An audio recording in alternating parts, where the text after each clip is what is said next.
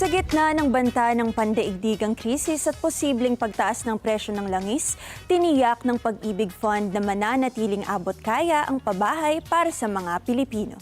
Ang detalye sa report ni Ven Pascua. Pinagtibay ng Pag-ibig Fund na mananatili ang 3% interest rate para sa socialized housing loans sa ilalim ng Expanded Pambansang Pabahay para sa Pilipino or 4PH program sa kabila ng tumitinding tensyon sa Middle East na maaring magdulot ng pagtaas ng presyo ng langis at inflation.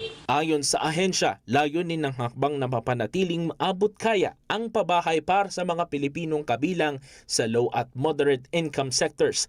Sinabi ni Jose Ramon Aliling na mahalagang protektahan ng mga miyembro laban sa epekto ng pandaigdigang krisis habang sinusuportahan din ang tuloy-tuloy na produksyon ng pabahay at trabaho.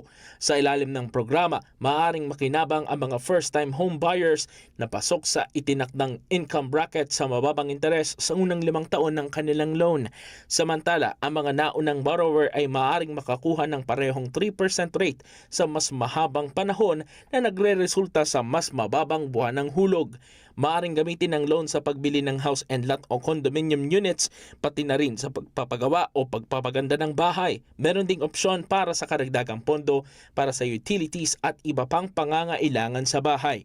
Ayon naman kay Marlina Costa, patunay ang pagpapanatili ng mababang interes sa matatag na kalagayang pinansyal ng ahensya at sa patuloy nitong suporta sa layunin ng pamahalaan na mapalawak ang access sa abot-kayang pabahay.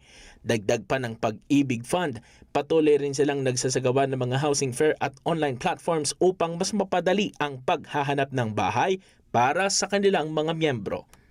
Ven Pascua para sa mata ng Agila, Matatag, Matapa, Matapa.